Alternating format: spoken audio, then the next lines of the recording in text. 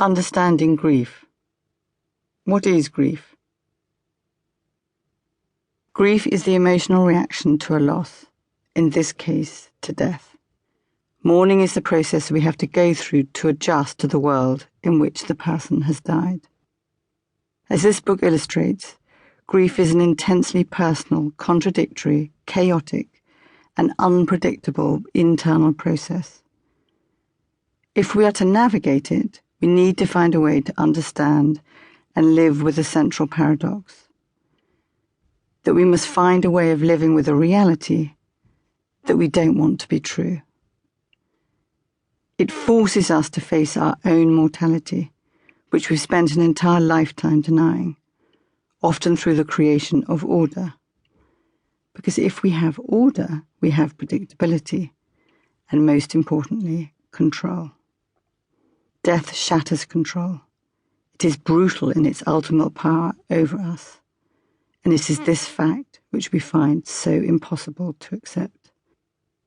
To grieve, we need to find a way of enduring the pain of the loss, not fighting or blocking it, and for that we need support, the love and support of our family and friends, and we need to understand what the process entails.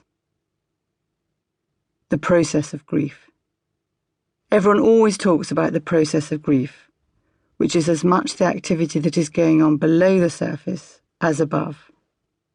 The image often used to illustrate it is an iceberg.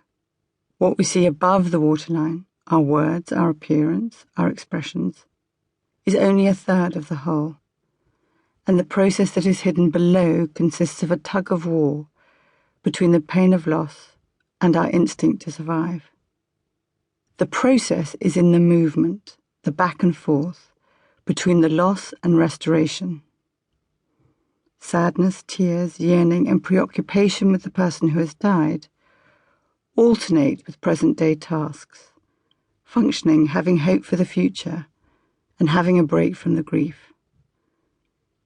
Over time, we adjust incrementally to the reality of the death, and as we adjust, become a little more emotionally available to invest ourselves fully in our present life.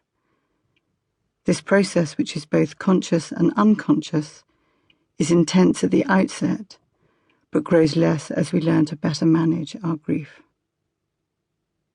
The paradox of grief. The paradox of grief is that finding a way to live with the pain is what enables us to heal. Coping with grief doesn't involve immersion theory.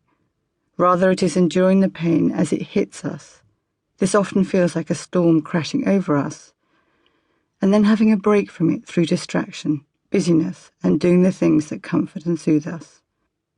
Every time we alternate between these two poles, we adjust to the reality that we don't want to face, that the person we love has died. The essence of grief is that we are forced through death to confront a reality we inherently reject. We often use habitual behaviours to shield us from the pain of this unresolvable conflict, but these can work for us or against us. Pain is the agent of change. This is a hard concept to understand, but we know that if everything is going according to plan and we are content, there is no impetus to change anything. If, on the other hand, we suffer from persistent feelings of discomfort, boredom, anger, anxiety, or fear in our everyday lives, it usually leads us to question ourselves, to find out what is wrong. Is it a problem with our relationship or with our work? What is it that needs to change before we can feel content, even happy again? When someone dies, the change is imposed on us. The pain we feel is heightened, forcing us to adapt to different external and internal worlds. It is often the behaviours we use to avoid the pain that harm us the most. The behaviours that we develop early in life to protect us from emotional pain are our automatic way of coping with difficulties. For some people, these default behaviours work well, while others are not so helpful. Talking to a friend when something troubles us is a positive behaviour. Numbing our pain with alcohol, a negative one. Our task is to differentiate between them, while at the same time learning new behaviours that support our capacity to bear and express the pain.